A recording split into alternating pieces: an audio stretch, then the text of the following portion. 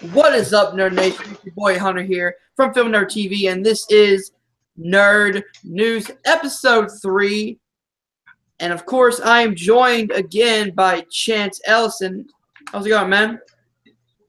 Yeah, it's good. Seems like I'm always here when we need a show to do, but hey, I'm always happy to talk some news. Some nerded news. Some nerd news. And we have a lot of them today. Not just Marvel, not just DC, but we have some Star Wars and we have some Harry Potter news for you guys. We have a bunch of stuff today from all over. Yep. So why don't you start with our first movie news, the topic that you want to talk about today? All right, let's get well. First of all, I want to talk about some trailer news we got today. Some trailers dropped that I think we're all the first trailer to drop. First one is Rampage, starring Dwayne "The Rock" Johnson, based on the classic arcade game. What do you think of this trailer, Hunter? Man, look at the first trailer. It's actually getting me very excited for this movie. Just from, the fun that it could have and just making fun of itself and just this type of movie deserves to be one of those fun summer popcorn movies. It doesn't really need to take itself too seriously, but with you can't go wrong with talent, and they got Rock in there, so definitely a big score for me. No, I absolutely echo everything you're saying, and just like what it looks like they're doing. They look like because Rampage doesn't really have a story, so they're taking the idea of the game and translating it cinematically. And I think it looks pretty cool. It looks like a fun action movie. Dwayne "The Rock" Johnson. He's always to improve movie except for Baywatch, but hey, no, I don't think anybody could have made that work. He was the best part of Baywatch, though. He was actually. So, but yeah, it's The Rock fighting a giant ape, a giant wolf, and a giant crocodile with Naomi Harris and Jeffrey Dean Morgan, Joe Manganiello. I think this could be a really fun movie, and it could be one of the better video game movies we've had. Although it's not a high hurdle jump, but it's still a good feat to accomplish. Best line of the movie was the ending where he sees the giant crocodile and he's like, I was wondering when something about No, the line was I was just thinking we were missing a giant crocodile. Yep. Yeah. I'm just like, hey, I was thinking the same thing. That's awesome. All right. So our second trailer is something that we've been waiting on for a long time, right? Long time. Almost 10 years, over 10 years. Yeah, I think the first one came out, I believe, 2004 or 2005. Let me look up the 2004. 2004. 2004. Yep. So over 10 years. Yep. But hey, worth the wait. We got Incredibles 2 coming out. Woo! Yeah, baby. Yeah, I think of all the Pixar movies that had gotten sequels or prequels or whatever, the one I think had the most potential, I think a lot of people share this idea with me, besides Toy Story, that was built for a sequel. And yeah, I'm glad they're finally going through with it. The trailer, it's a teaser, so it's giving you a sense of tone. But from the tone we see, it looks just as good. It feels the same. It feels like they're picking up right where it left off, which I think this movie's gonna be really good. Oh yeah, without a doubt. I do find it funny that Pixar was like, no Incredibles 2, but we'll have 2 shitty car sequels. We'll have 2 car sequels, not Incredibles 2. Well, I don't blame him because Brad Bird was doing other stuff, but hey, now Tomorrowland happened, they realized, okay, maybe now it's time to go back to Incredibles 2. Yeah. And technically, this is probably the best time for Incredibles 2, especially with the height of the popularity of the superhero genre and a lot of great animated movies that have gotten so much buzz. I feel like 2018, 2019. Is it 2018? 2018 is coming out next year. Yeah. 2018, I feel, is the perfect place to put it because of the rise of the comic book genre popularity. But I love this trailer, man. It just shows Jack and Bob, Mr. Incredible, and he's showing his different powers. No, exactly. And I heard about them talking about the D23 footage, where it's basically Jack fighting a raccoon, and I feel like they're pushing Jack a lot in this movie, and I feel like he's going to be more central to. He might be really central to the plot, which makes a lot of sense because when we look at the first Incredibles and the way that ended. Yeah, I thought a really interesting direction because like this takes place right after the first one left off. I think a really interesting direction to go and would have been to say it like 10 years in the future, where like Jack has gone older, and because like he's clearly demonstrated he's the most powerful superhero maybe in existence in this world. Yeah. I thought it would have been a good plot for him to go evil.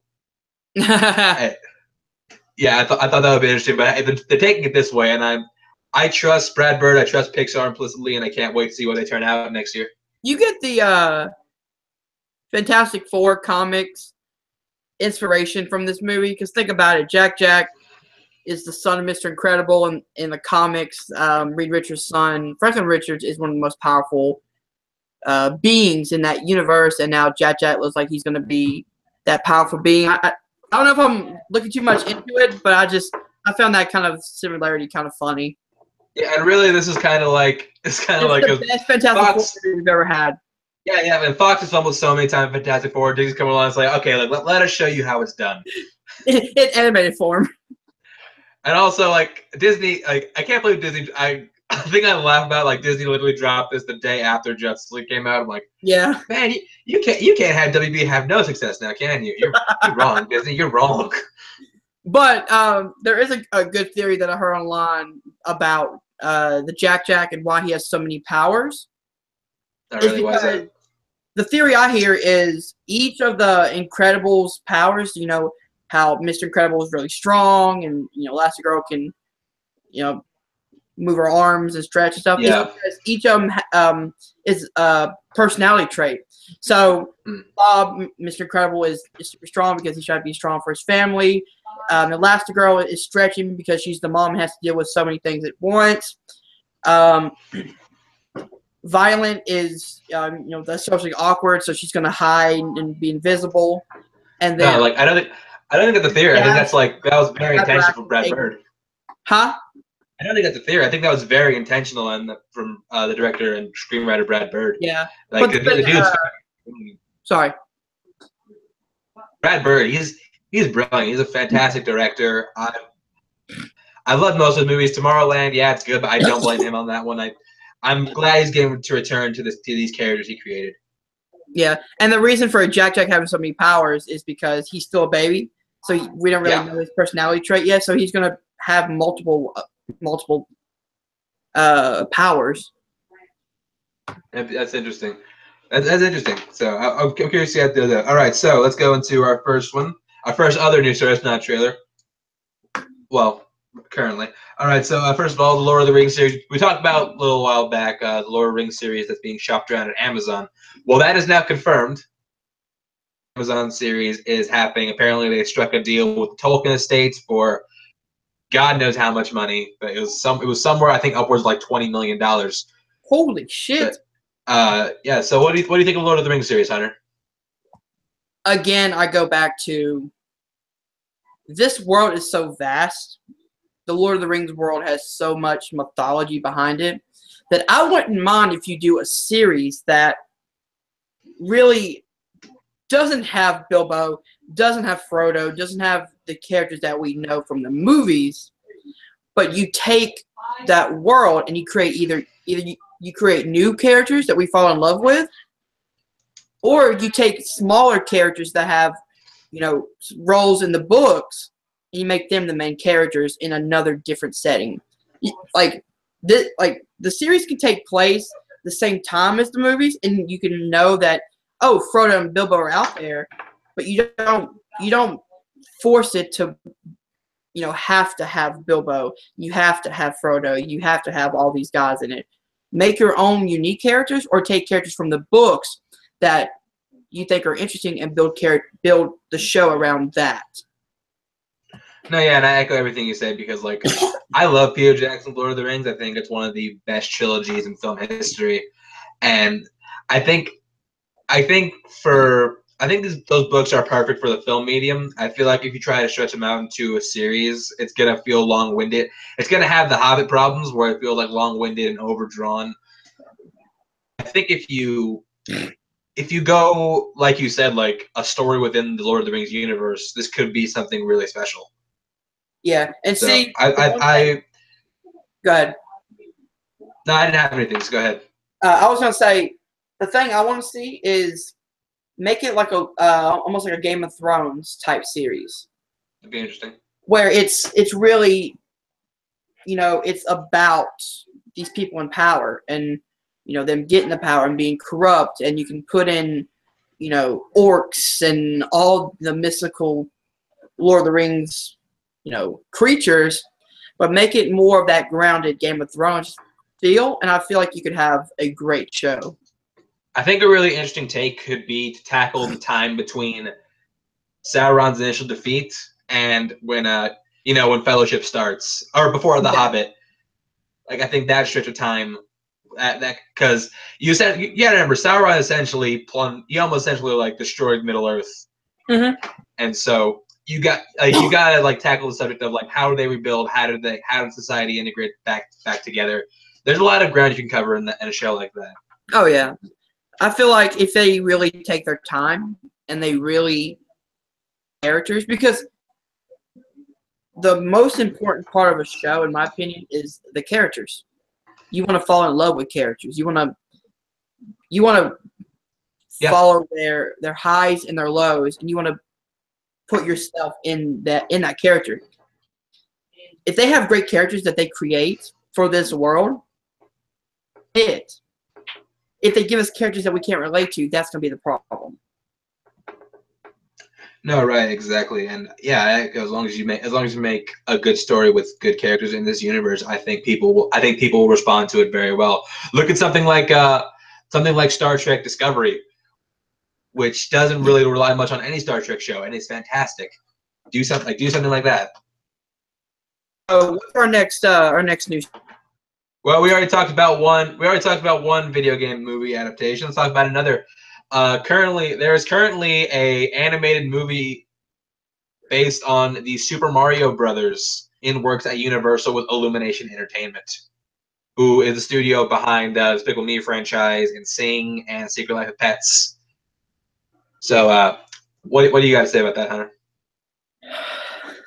As long as it's not live action, I'm happy. Oh boy. As far as me on the story, I would love to see another Super Mario Brothers movie just because that 90s one is just atrocious. Almost, oh my God, it had nearly nothing to do with the game. It almost killed Bob Hoskins. Mentally and physically. Yeah, mentally and physically. Like, it almost literally killed Bob Hoskins. But as far as the only thing that gives me pause about the story is Illumination Entertainment. As an animation studio, I don't like them, just because all their movies are it's just pander, and you can't do that with Super Mario Bros. Movies just because the audience is so big, and like more than just kids who want to see a good Super Mario Bros. Movie. Adults want to see it too, because adults who were kids in the '80s who grew up loving this character in this franchise, they want to see a good adaptation of it. And I'm not sure if Illumination is best suited for that, but I could be wrong. Who knows? See, I'm on the opposite end. I feel like Illumination Studios is, yes, you're right, they do a lot of pandering, but overall, they can make great animated movies. I mean, they can. I love the first two Despicable Me's. I did too. I loved both of those movies. And I'm not a guy who likes animation movies a lot, but the really great ones stick with me. But this could work because I've always said if you want to make another Super Mario Brothers movie, you make it animation.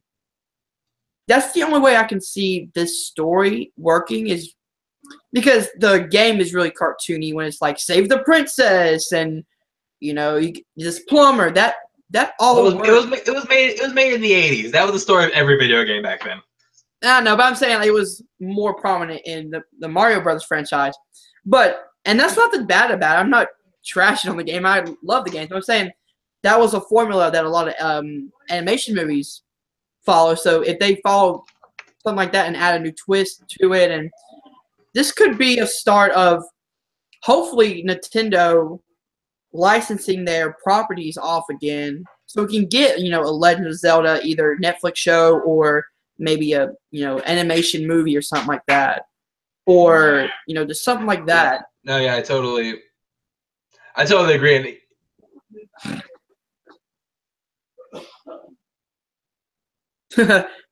You froze up there. Yeah, it could be interesting. A funny story. A funny story is that the Nintendo Disney actually wanted to put Mario in Wreck-It Ralph, but Nintendo said no just because they're sick of people mishandling their properties. Yeah, after the movie. All right. So our next story is this is a Harry Potter story, which we don't get very many of. Fantastic Beasts they've just announced the title and the release date. Crimes of Grindelwald, and it's going to be released November 18th, 2018. 2018. And they just released the cast photo too. So Hunter, can you screen share that? Keep on talking so I can pull it up real quick. Yeah, so we already know Eddie Redmayne, Catherine Waterston, the girl who played the sister, I can't remember her name, Dan Fogelman, Ezra Miller somehow, and Johnny Depp, who's playing Gellert Grindelwald, is coming back.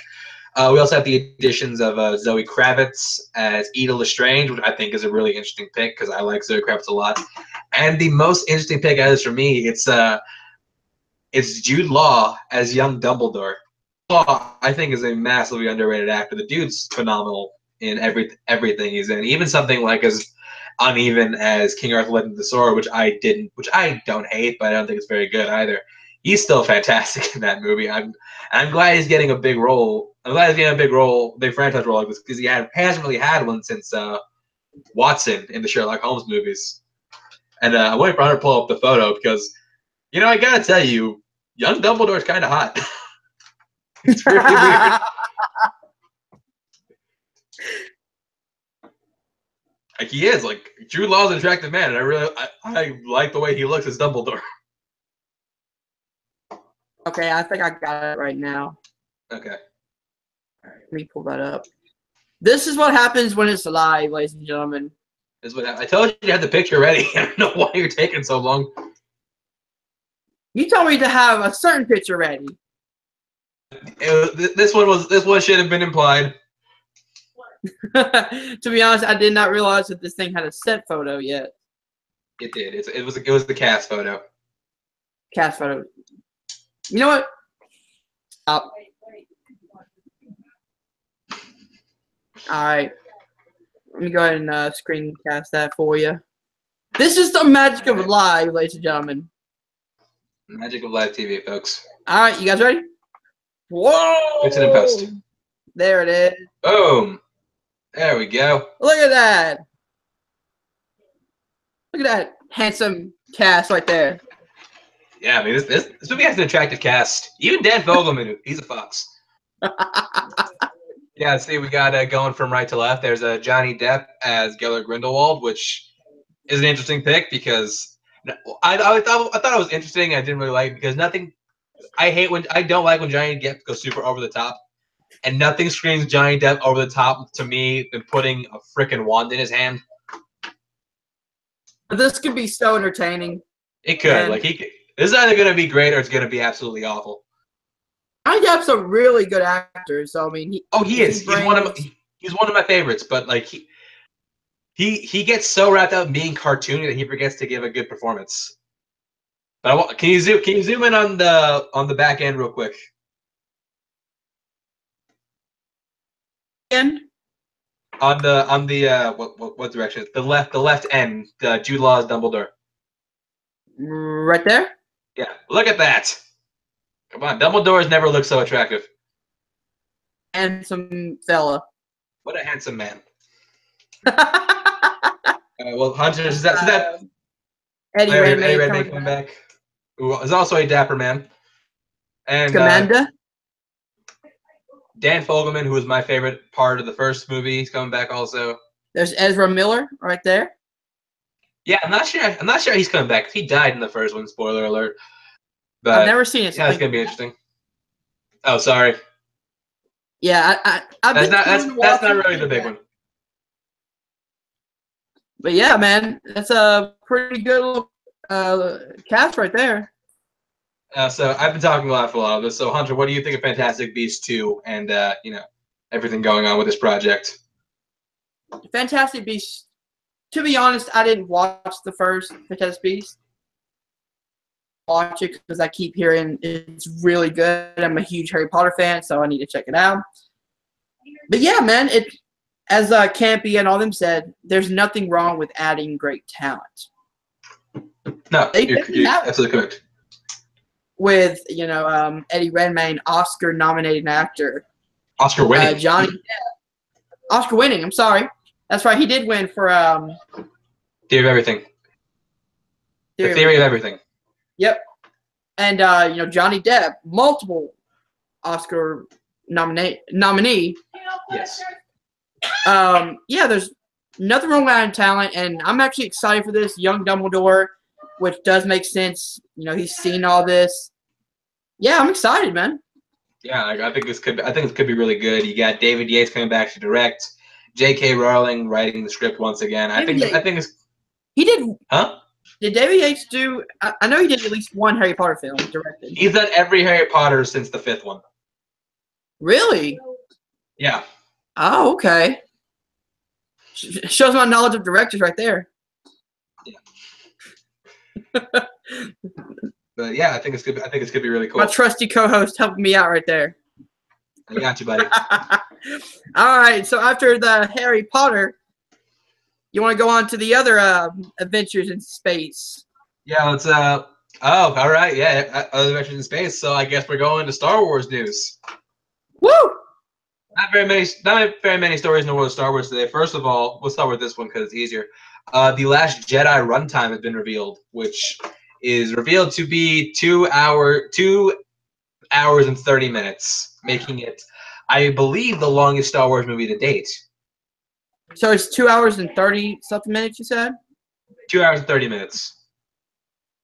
Okay. Which I found perfect time. Yeah, I mean, I love Star Wars. I'm really excited for The Last Jedi. It's my most anticipated movie of the year. I'm really excited to see what Rian Johnson does with it. And you know what? Like I said last week with Justice League, if you use your runtime effectively, I'm not going to have a problem with it. Yeah.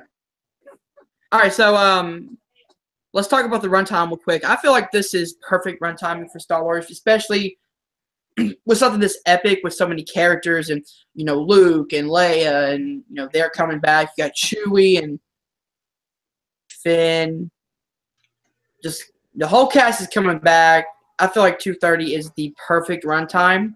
I don't know. I may feel like, when I'm in the theaters, I may feel like, you could have shaved off 15 minutes. Or I could have feel like, I wanted another 15, 30 minutes added to it.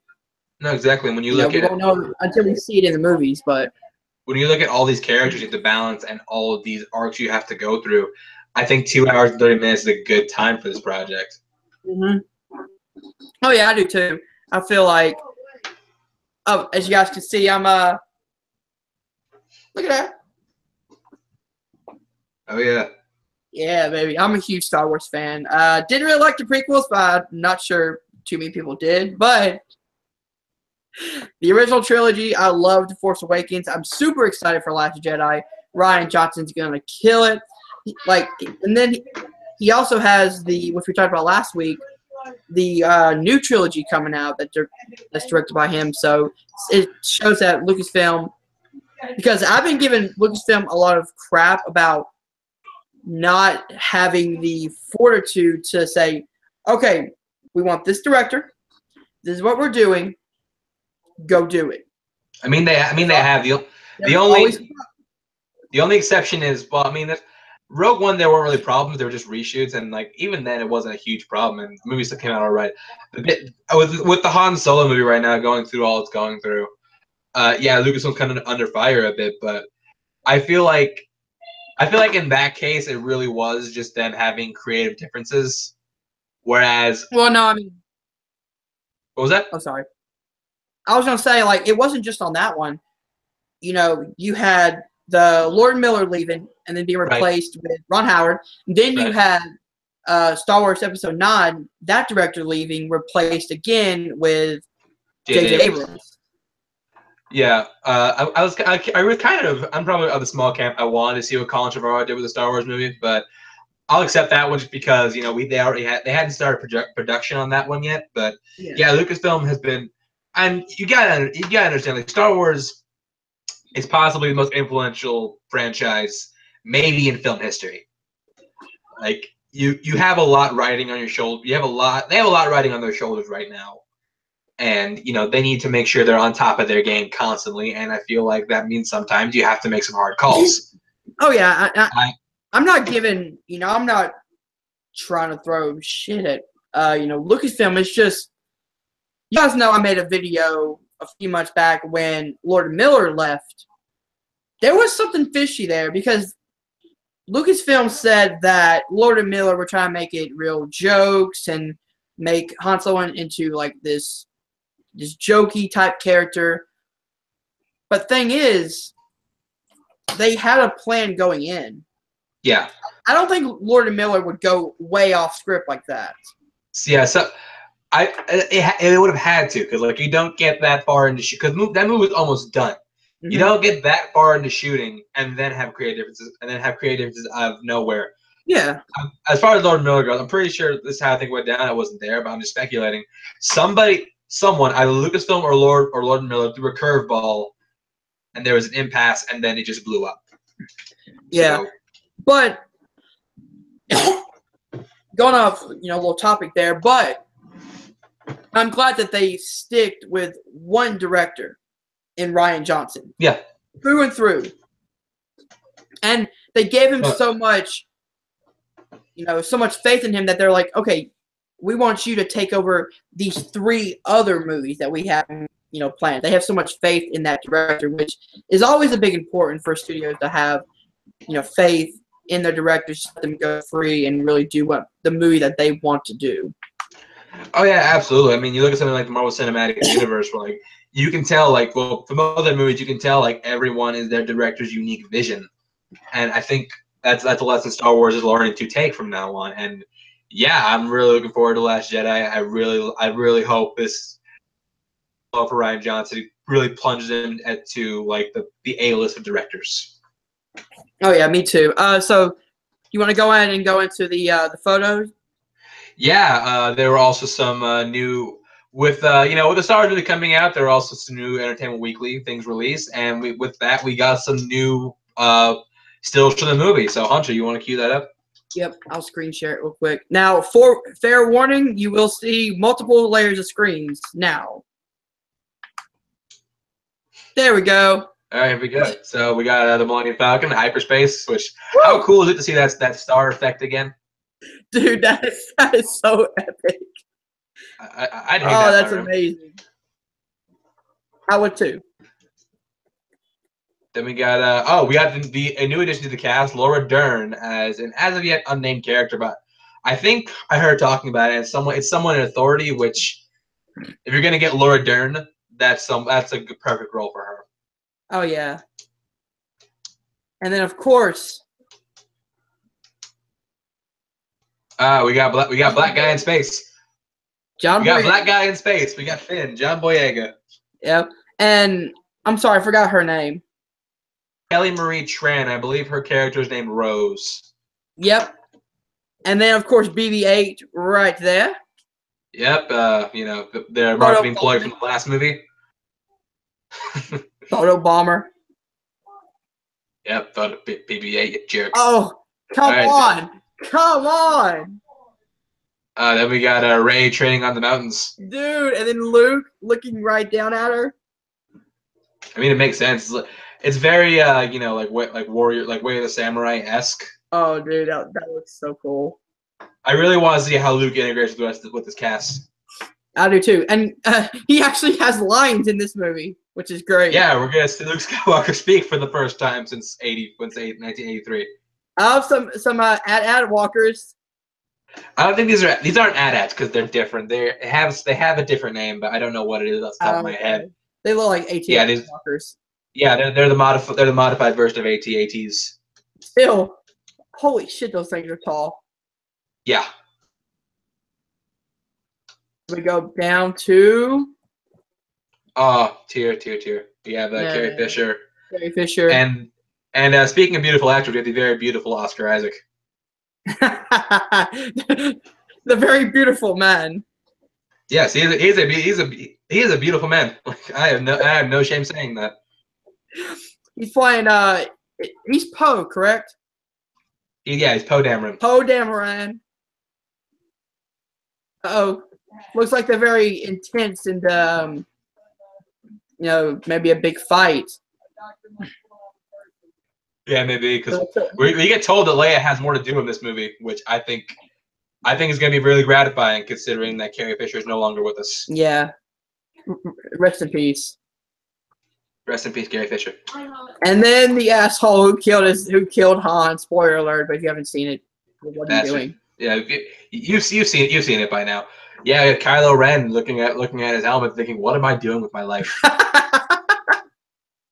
I went from girls. You ever think he looks himself in the mirror? He's like, "Holy crap! I went from girls to this. My career is awesome." All the time. Because like you think about it, like he's gone from girls. Since Girls, he's worked with Martin Scorsese. He's been in Star Wars. He's worked with the Coen brothers. Like Adam Driver, he's slowly becoming one of the best actors of this generation. Oh yeah, without a doubt. And I feel like this is where we're gonna see Kylo fighting with. Is he good? Is he on the light side, or is he gonna be full dark side? Yeah, I feel like we're gonna get some more character development with Kylo Ren, which I think is really fantastic. But he did just kill Han Solo, his father. I'm not sure if there's any redeem in that, but. Well, I mean, Darth Vader killed God knows how many people, and he redeemed himself in the end. Yeah, but I mean, he never killed his family members. He killed more people than that. Like, let's keep going. What else do we got? Oh man, look at that. Oh shit, we got Rey fighting in the rain. Rey in the rain. Rey in the rain. Hashtag Rey in the rain. Yes. That sounds like a horrible B movie. Rey in the rain. That'll be amazing. But yeah, like this looks cool. I'm curious how they made these rain effects. I mean, yeah, it looks cool. She looks badass. She looks like she's ready to throw down. Look at the just the color and the shape of that lightsaber. Yeah, like you can see in the colors, like with everything they've used so far, you can tell like color is a big factor in this film, and yeah, it's no different here. This looks fantastic. Oh yeah, it looks incredible. Uh-oh. And I believe this is the last one. We have Rey and Kylo Ren, some kind of confrontation, and I'm curious what went down in this scene. Like, were they talking? Kylo Ren's there. She looks unfazed. So yeah. Well, in the first movie, she wasn't fazed by Kylo either. Well, she kind of was until she, in tune with the Force. Well, I mean, that scene where he catches her and she just talks back. She's like, "Oh, why? Because you'll never be like Darth Vader." And she because that was when her Force sense kicked in. Oh yeah, yep. And that is the last of the Last Jedi entertainment. See what I did there? Yeah. You see what I did there? All right. Well, and going from not one Disney property to another, but like let's go from one shared property that Disney has. Let's go to Marvel next because we have fewer stories than that one. Okay. All right. So let's talk about this one first. There is a X-Men spinoff revolving around Multiple Man in the works that is reported to star James Franco, who you can see in the upcoming Disaster Artist, which I think looks fantastic. Yeah, and I can't wait to see it. What do you think about this Multiple Man movie with James Franco, Hunter? To be honest, I don't know so much about Multiple Man, but James Franco, man, everyone thinks that Franco is just this goofball, hard R comedy guy, but then he does something like 127 Hours. Yeah. Where he was so dramatic and he was so good. The dude has acting chops. Oh yeah, no, like James Franco is not just a good actor. He is a fantastic actor. He turns it on. When he turns it on, he turns it on. He can be amazing. And as far as Multiple Man movie, well, ever since I think ever since the Wolverine, they've really hit it. They've really been hitting with their spinoffs. You had the Wolverine, you had Logan, you had Deadpool. You have the New Mutants coming out, which I think looks really interesting. The X-Men franchise, they're doing really interesting things with their spinoffs. And I think if James Franco is going to get back into comic movies, which if let's forget, he was Harry Osborn in the Raimi Spider-Man movies. I think if James Franco is looking for a role to get back into comic movies, this is exactly the one he would take. Oh yeah, I mean, I don't know a lot about the Multiple Man character, so I'm not sure if he's supposed to be this humorous, light character, in terms of a beast or a light-hearted character like that, or if he's supposed to be the real serious, dark character. But what's cool is no matter what the character is, James Franco can pull either one out. No, exactly, and like there's I think there's a run. I can't remember what it was, but like. It was a multiple man split up. Like everyone had a different personality, and then I got into my head 50 different Francos acting against each other, and I'm like, oh my god, this movie needs to happen. So dude, yeah, I'm all for a multiple man. It's like the Marvel X-Men version of Split. Essentially, yeah. Except they're all on screen at the same time. Oh my god, multiple Francos. Yeah, multiple Francos. I want to see him with like 50 Francos just acting off each other. And then one Dave Franco. And then Dave Franco is one of them. That'd be amazing. It's just one continuous line of Dave Franco and then Dave Franco at the very end. Yeah, I think it's gonna be. He was actually we've actually had Multiple Man movie. He was in X-Men: The Last Stand. If you remember that. The only thing I remember is hating it because almost every X-Men died. Yeah, he was in that one. He was played by I forgot his name, but he plays Mark Sloan on Grey's Anatomy. I can't think of his name, but yeah, I think this could be really interesting. And as far as X-Men spinoffs, I trust Fox. They have not let me down yet. Well, they haven't let me down since X-Men Wolverine. So yeah, let's do it. All right, I'm not sure if you have this on the list, but you mind if I add one more in based on the X-Men universe? Go ahead. I'm not sure if you have it, but the Deadpool 2 first teaser trailer. I did have it. That was the next story. Yes. Oh my god, I love this trailer so much. Oh my god, it was fantastic. The Bob Ross parody on point. No, exactly. I remember this came up. This came up before my screening of Justice League, and this got a bigger reaction than anything in the movie. But we can get to that later. But I like Justice League. We'll talk about Justice League in a minute. But yeah, as far as the Deadpool trailer, man, it's totally in character, but at the same time, it's totally unexpected because one of the best things about the first Deadpool was the marketing campaign. That marketing campaign is probably one of the best in film history. Oh yeah, without that. And yeah, it looks like they're repeating the same steps, and it's not a bad thing because for this character, it's warranted. Yeah. I do love the fact that each of the paint colors are like movie related. So it's like mint and black. Yeah, Soylent Green, Clockwork Orange. Clockwork Orange, the Betty White. Yeah, I also how like they play on those. And if you're gonna parody a character for Deadpool, Bob Ross is the perfect one because have you ever seen Bob Ross Hunter? No, I haven't, to be honest. Oh my god, it's on Netflix. You need to because it's amazing.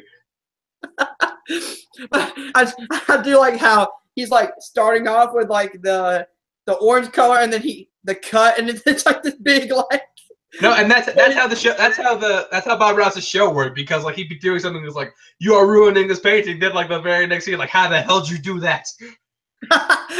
What the fuck are these cuts? It's like I was like you are a god.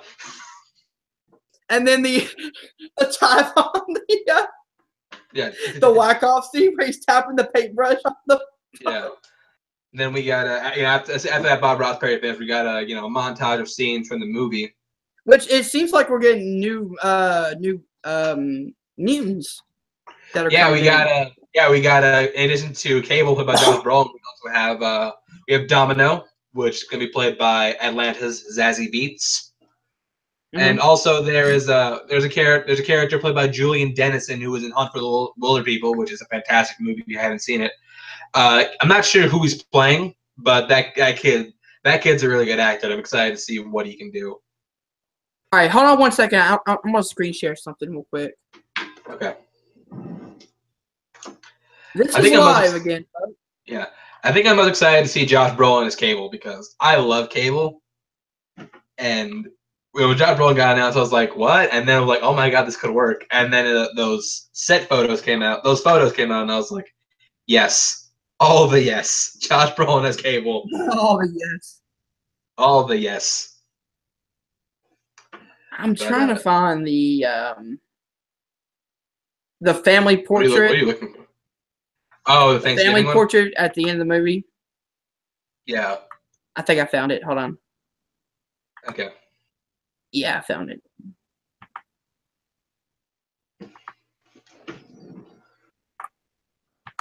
Let me just enhance that a bit. Enhance that photo. Zoom and enhance. Zoom in and enhance. All right, so we're going to go ahead and screen share it real quick. Share. Okay. Huh! Look at that photo. And look at Afro. Yeah, that's like a pitch perfect Bob Ross. In that picture, let's see, we got you got Blind Owl. Blind Owl, Colossus, Weasel, Negasonic Teenage Warhead, Vanessa, Domino, the cab driver, who I'm excited to see come back. I can't remember his name. And then the head of the table, Deadpool, and Cable. Which, yeah, I'm really looking forward to this. It's not the same director. The director this time around is David Leitch, who did Atomic Blonde this year and one of the co-directors on the first John Wick. So, without a doubt, you know the action's going to be fantastic. Oh, yeah. I just wish, was it Tim Miller? Yeah, it's Tim Miller. I kind of wish he would have come back because I feel like he did an amazing job with Deadpool 1, but... Oh, I agree. I do love Deadpool 1. I do think I would have liked Tim Miller to come back, but if you're going to go a different direction, I think David Leitch he's a great director. Oh, yeah. But yeah, the campaign for Deadpool 2 has just been incredible. From the little teaser with him doing the Superman parody, where the John Williams score in the back, and he's like getting the suit on, and then he goes out and the dude's already dead. Which I kind of wish that was Uncle Ben, just to play off the fact that that Deadpool and Spider-Man are like copies of each other. Yeah, that'd be fun. That would have been fun. Uncle Ben, no. That would be such an easy joke, but yeah, that's a good one. But yeah, I'm super excited for Deadpool. Yeah, me too. All right, so now we go into some DC news. All right, so first we're going to talk about some TV news. Black Lightning now has a premiere date. It will premiere January 16th, 2018. So, Hunter, what do you make of this? Well, again, I'm not really the expert on Black Lightning. Okay, but I can tell you something about Black Lightning. Oh, good. Yeah, Black Lightning is pretty much he's pretty much like, okay, did you ever watch the cartoon Static Shock? Once or twice, I think. It's pretty much the adult version of that. Like he can manipulate lightning. He can siphon energy, manifest it in blasts. He's pretty much like the Human Torch, but with lightning. He's pretty much like Raiden, but DC. Pretty much, yeah, exactly, and black. It's funny because in Injustice 2, the alternate skin for Raiden is Black Lightning. No, exactly, and I thought that was really interesting. But as far as this, they're taking a different approach with this one, where like he's a superhero who stopped being a superhero. Yeah. And now he's got to come back into it. I think this could be really interesting, just because the actor they have to play him, Cress Williams, I liked him. He was in Prison Break, and he was in Friday Night Lights, and he's a great actor, and I'm glad he's getting a lead role like this. Oh yeah, and to be honest, I love almost all of the CW DC shows. Like I love Flash. I gave up on Arrow, but I hear the new season's pretty good, so I'm gonna watch that. I love Legends. And I like Supergirl. I'm on halfway through season 2, and I'm liking it so far. But adding Black Lightning on this, if this is a great show, then CW and DC are killing it on the TV game. Agreed. All right, so I think that's it for that. So next one we have Wonder Woman 2 is currently in development. Patty Jenkins is coming back to return. And Gal Gadot is also coming back to return. It originally had a release date of, I believe, it was late December 2019. Yeah. It has now moved up to, let me look up the exact release date. It was like November 2018, correct? Yeah, no, November 2019. Oh, yeah, it currently has a release date of November 1st, 2019. Okay. Which I think this is a smart move because it was originally set to open the week right after Star Wars Episode 9. Oh yeah, that's smart. Yeah, like I think if you put this in November where no one's going to see it coming. I'm surprised that movie it's summer, but like you put this in November, I think and all people who love Wonder Woman and all people who love the first one are going to turn out to see this one again. You put it in a not crowded place because right now it has that date to itself. Yeah. That's a guaranteed. I'm calling it right now. It's a guaranteed $120 million opening weekend, easy. Oh yeah, without doubt.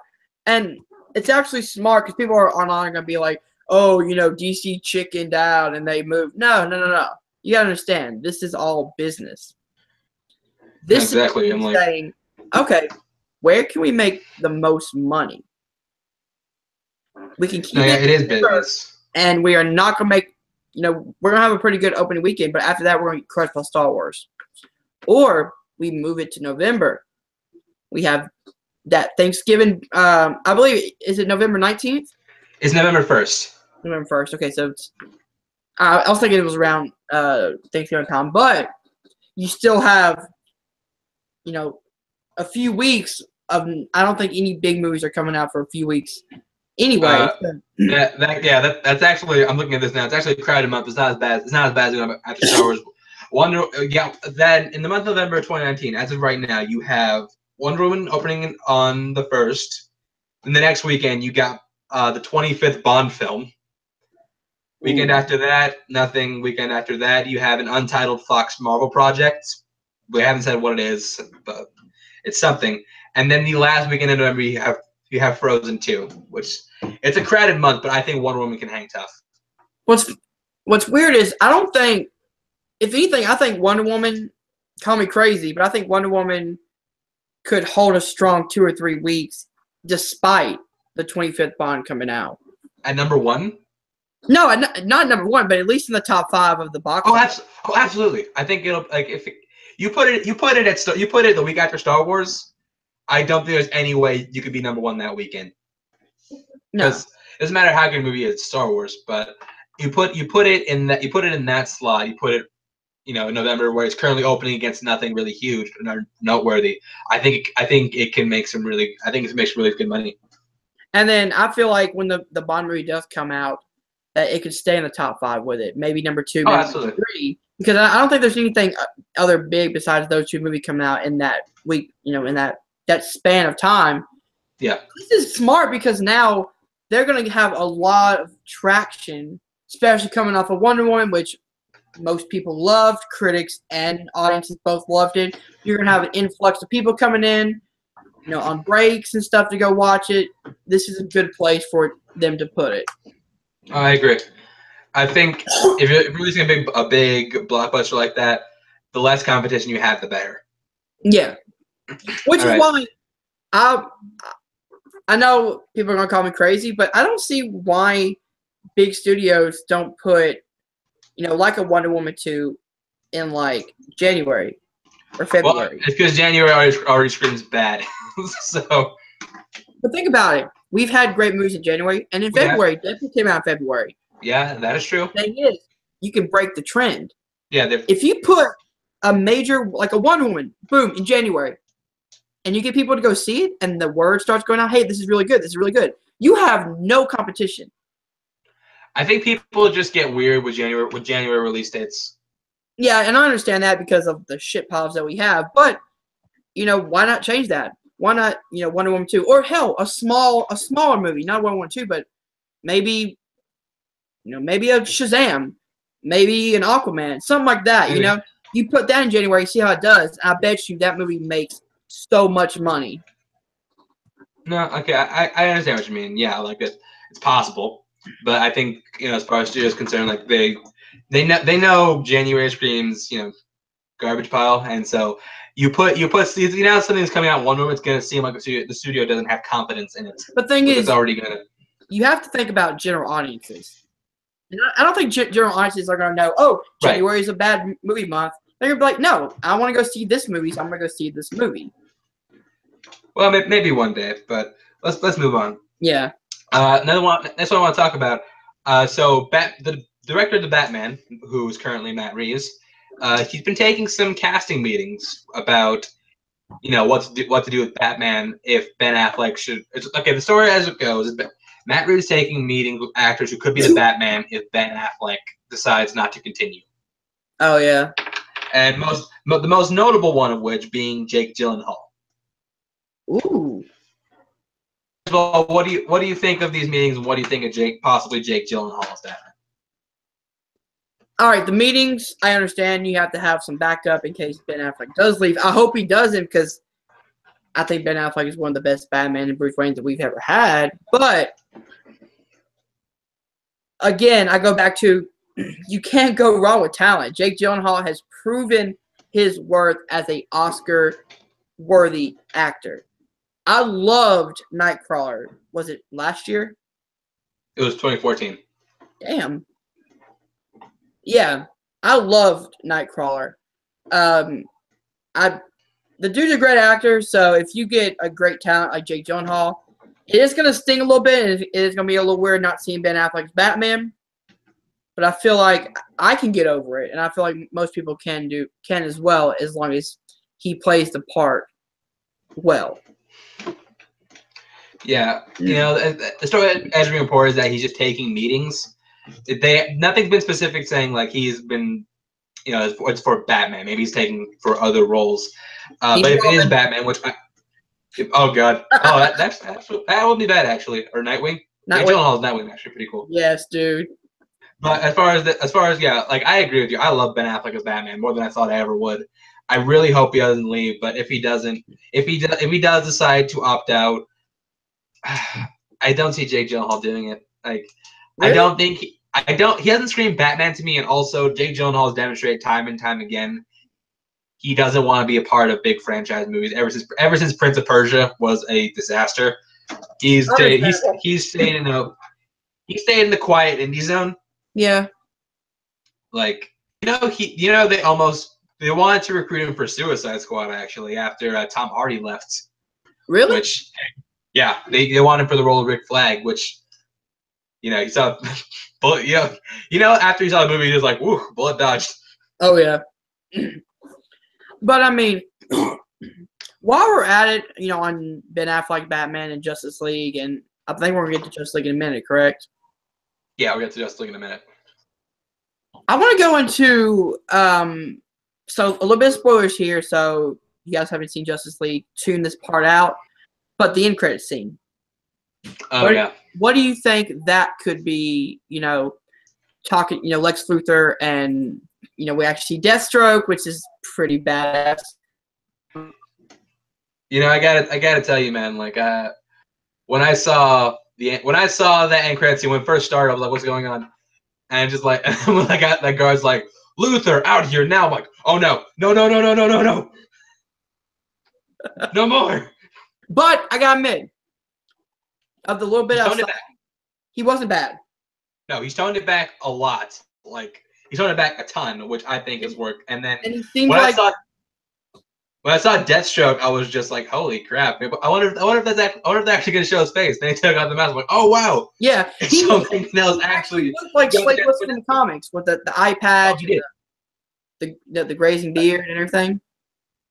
Yeah, what I think that's alluding to is I think that's alluding to the plot of the second Justice League, which. Well, that's what I'm thinking, but I'm trying to think of what league are they going to go with? Are they going to go League of Supervillains, or are they going the Injustice League, which would be badass?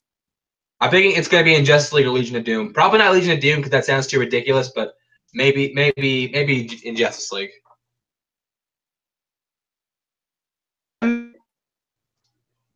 I didn't really mind Jesse Eisenberg as Lex Luthor in that small part that we saw, because it seems like he's becoming the more mature Lex Luthor now.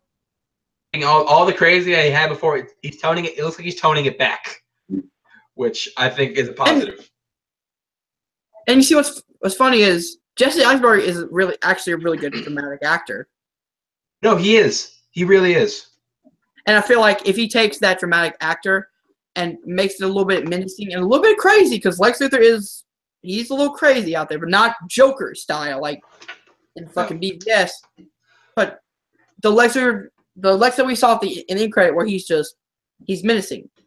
He offers him the drink. You know, he's the businessman now. He's in the suit. He's on the yacht. That's the Lex that I think we're going to see in the Justice League movie and whatever. No, I always said when I think of Lex Luthor, what I assess Lex Luthor to be, he needs to be a businessman. He needs to be smart. He needs to be someone who can be like, hey, you see that guy up there, that guy in red and blue saving people, being heroic? He's a dick because I'm good at convincing people. And yeah, whenever Lex Luthor was on BVS, he was a twitchy little weirdo. I'm like, no, nobody in their right mind would do business with you. Yeah. But I mean, I did kind of understand what they were going for, because again, I don't think that was actually the Lex Luthor. I do think that was Lex Luthor Jr. and now he's taken over his father's place. I don't care if he's Lex Luthor Jr. or not. It's a shit character. He's supposed to be the Lex Luthor from the comics. But I mean, I'm not gonna keep defending it because I know it was over the top. But I mean, think about it. You're what, 18, 19, 20 years old? I don't know how old he was. I think he's about 20.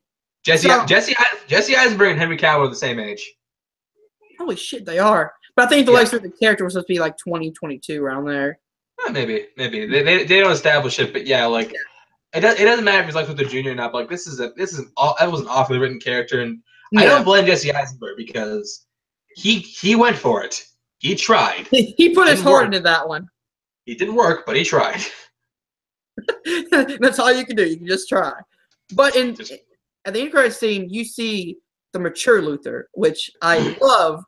You know, he's in the 3-piece suit on the yacht with the girls behind him and the bodyguards, and exactly. That's the Luthor I want. All right. So speaking of Justice League, let's go into this last news story we have today. It's the Justice League opening weekend numbers just come out, and they're not good. No, they're really not good. Yeah, so as right now, box office tracking plays Justice League opening at only $96 million, but which, yes, I know, $96 million sounds like a lot of money. $96? Oh my God, WB would implode. Only people who saw the movie are me, my buddy Rich, and a few others. And me, and that's it. And me, but. Look, I said on the show once, Justice League was gonna be the first. I said Justice League would make $1 billion. That ain't happening. I can guarantee you that ain't happening. Yeah, and also you look at Justice League it didn't make as much as the first Iron Man, the second Guardians, the third Thor film, a second movie starring Captain America, Deadpool. They couldn't open as much as the 8th installment of the Fast and the Furious franchise. All right, so let me go into what I feel about this real quick. Yeah. Okay, so yes, this is really bad. I mean, I was projecting. I wasn't gonna go crazy, 145 million. I was thinking a great opening. I thought I was gonna go 120. Like 120, 125. That would be a good opening for Justice League opening week. Oh, exactly, absolutely. And the fact that, like, not many people went out to go see it this weekend it's a little heartbreaking to me, because you guys know I am a DCU fan. I'm not going to defend it and say that every movie's perfect. No, I love Man of Steel. I thought BVS Ultimate Edition was okay. It was good. I actually really had fun and enjoyed Justice League. I mean, yes, it had its flaws, but you guys can go watch my review of it. But the movie was so much fun, and the actors, the chemistry on set was, and on screen was incredible. And the fact that a lot of people didn't go to see it, to me, is heartbreaking. But I'm not going to take this as a defeat, like the DCU is done, like a lot of people are saying. No, because it still has time to track, and it still has time to make a great, box office at the end. No, It is heartbreaking to see, a $96 million opening weekend. But again, I go back to Avatar. Its opening weekend was only $75 million. But hold on, Avatar had the effect of word of mouth. I did see Justice League 2, and I did see Justice League as well. And I wouldn't go out to tell people you need to go see this right now.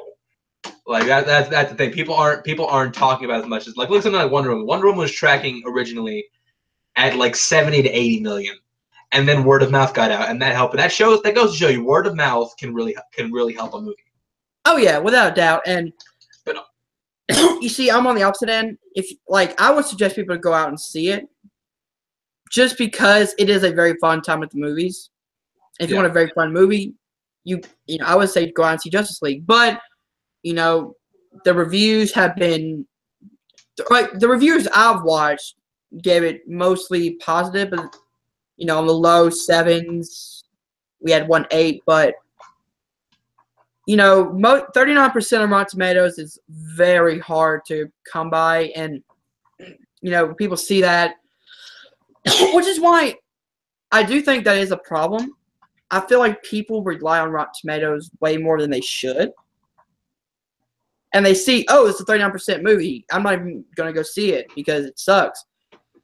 Which is why I tell a lot of people, you can look at the Rotten Tomato meter and be like, okay, 39% is not good, but at least go out and test the movie for yourself. Go and watch it and make your own opinions about it.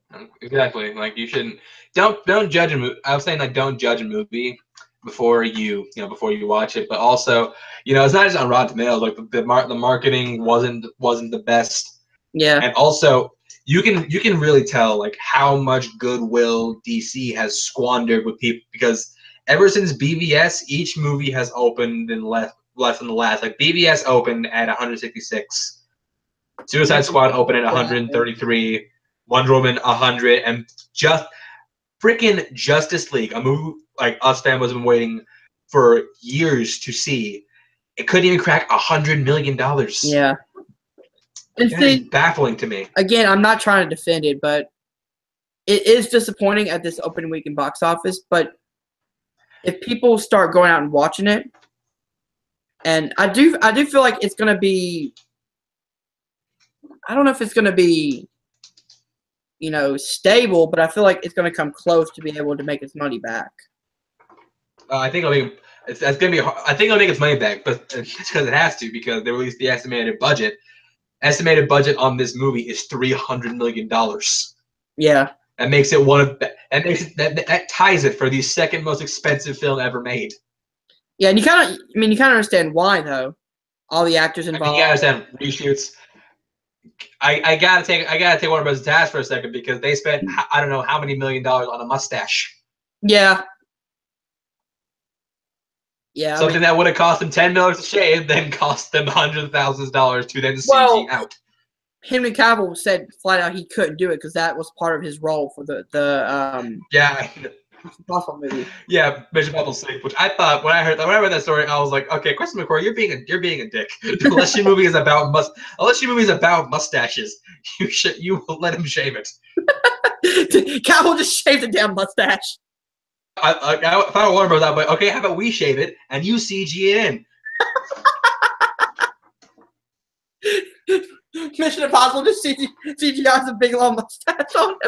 If I were Warner Bros., I would have said, let him keep the shit. Hell, like hipster curl that thing at the end. Oh yeah, just the mustache twirling villain, just ooh. Hell, while you're at it, give him a top hat. There you go. He's becoming Moriarty from Sherlock Holmes. Or freaking Daniel Day-Lewis from There Will Be Blood. I broke your backplane. But But see, yeah, like, Justice League. Okay, go finish your thought. I'm just, I can see why people don't like it. Me personally, I do. I had fun. I enjoyed it. But again, I'm not going to, crucify people if they like it. Like most of the YouTube comments have. If you like a movie, they jump on you immediately. And I've been there. I reviewed it for my personal channel. I gave it I thought it was fine. I'm not gonna tell you what I gave it, but my review on my personal channel. If you want to go watch it, selfless plug, I know, but I don't care. You doing the Rotten Tomatoes thing, holding your review back. Well, I don't want to spoil it, but I go into more in depth about the movie on my personal channel. But overall, I thought it was fine. Like, yeah, see, there's some fun action. There's some fun action in it. I do like the character, but there are so many flaws that I couldn't get over in the movie. Oh yeah. See, mine's gonna be a low on the high end. I'll go ahead and say mine. I gave it a 4 out of 5. It's the lowest on my channel. It's the lowest on my channel is based on the DCEU movies. I gave Wonder Woman. I think I gave Wonder Woman 5 out of 5 just because the minor flaws of it. I love the movie more. But this one I gave 4 out of 5 because I was like, the characters work so well. And yes, they had a weak villain, but so did the first Avengers. So did most of the Marvel movies. But we can talk about that. We can talk about that when we do the Justice League review because I have some strong words for you. But I'm saying like what this movie did right was it focused on what mattered, the Justice League. And the characters, the chemistry of the characters worked so well that I found myself just geeking out on multiple moments, and just me being a hardcore DC fan and reading some of the comics and loving the Dark Knight trilogy and all the movies and stuff. These references and, these awesome moments of the Justice League together, I was geeking out a lot and just had so much fun in theaters. Yeah. I can understand. There's a buddy of mine who actually, I just interviewed. There's a friend of mine, he actually said this is the best movie he's ever seen. Like, period. No. Yeah, no. I said the same thing. I'm like, no. And he also, they continue to say, this is the best movie I've ever seen. It used to be Shawshank Redemption. Now it's Justice League. Oh, yeah, I'm like, wow, that's a complete 180. And I'm sorry, Richard, no, you're wrong. You can't tell people if they're wrong because again, it's their opinion, but I can't tell them they're wrong. But oh my god, like that is the definition of like that is loving something blindly. But yeah, we'll talk about more on Justice League when I'm sure we do a spoiler review, which I know I'm gonna be a part of. But yeah, as far as Justice League, underperforming, I'm really curious to see how DC reacts to this because I kind of want them to ride the ship. I want them to just keep going. I don't want them to do Flashpoint and just hit the reset button. I want them to keep going with all this. Well, I feel like if Ben Affleck leaves as Batman, they're going to have to use that Flashpoint to make a new Batman. Although, granted, that wouldn't make any sense. But yeah. Well, I mean, it would. I mean, you do an alternate timeline where there's a new Batman, and then you bring it in. No, it would. But like, how does that wouldn't explain how he looks different? Different worlds. Flash gets back. Flash gets back to the present. Barry, what's going on? Who the hell are you? The fuck? It's like the 22 Jump Street scene where they they just like out of nowhere replace Seth Rogen. Yes. Replace Jonah Hill with Seth Rogen. That's what it would be like. It's just be like, huh? No. See, I don't mind that they're doing a Flashpoint movie as long as they do it right. I don't want that to be the first Flash movie. I think they haven't earned that story yet, and also we don't give a shit about this. Well, at least me personally, I don't care about this Flash enough in this story right now. I love this Flash. I mean, he's good. I don't hate him, but like, he hasn't even been against the Speedster yet. So put him against that first, and then go into the big, huge Flash storyline. I mean, that's kind of like the first Superman movie being Superman Doomsday. Which, if you're DC, you say that for only the second movie. Yep, the second movie, and then you bring him back. Not even the whole second movie, just the last like 5 minutes. But I mean, again, I really hope that DC continues with Aquaman because James Wan directed Aquaman, And me personally, call me crazy, but I thought Momoa's Aquaman stole the Justice League movie. I won't call you crazy. I think I agree. Like, I new character, Aquaman was my favorite. Like, Especially the scenes in Atlantis and Mera and that whole world, man, it looks so great. yeah, I'm really excited to see. I'm really really excited for Aquaman. Yeah. And I think that's Money in the Bank already. Oh yeah. And especially with Momoa, he seems to be the one that gets a lot of the positive talks about the Justice League, is that he kills it as Aquaman. He's a great take on that Aquaman character, especially when the best lines of Justice League were when Bruce and him go back and forth about talking to fish. Yeah, those are really. Well, you know, why don't we say some of this talk for our spoiler talk? Like, I hope DC isn't reactionary and like, no, we have to do something else. Exactly. Ride the ship along, pun intended, for Aquaman, and then if Aquaman is well received, continue on that route. Yeah. Bottom line, don't hit the panic button yet. Just keep going. Like, just you already have an example of what to do with Wonder Woman. Just do that again. Yeah, I just feel like it's good for DC to step back and listen to the fans, listen to the critics, and if they feel like they can do something different and unique with this, then yes, go and do Flashpoint, hit that reset button, and do what you think the audience is going to enjoy. And what the critics are going to enjoy. Take those negatives and turn it into a positive if you have to. If Aquaman comes out and it's very divisive, like Justice League and them have been, then yeah, hit that reset button, take all the positives, take all the negatives, go back and be like, this is what we can do different, and this is how we can make it better. Yeah. I think that's a good note to end the show on today. My heroic speech. All right. All right, guys. That's all we got. Thank you for joining us tonight for Nerd News. Join us when, in about 10 minutes or so, we're going to be back doing our Riverdale review show, recap show.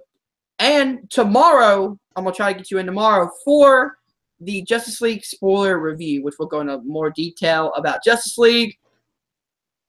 Hit that like button, subscribe, share this video around. Check out Patreon, patreon.com/filmnerdtv. I'm Hunter. I'm a film nerd. I'll see you guys soon. Peace.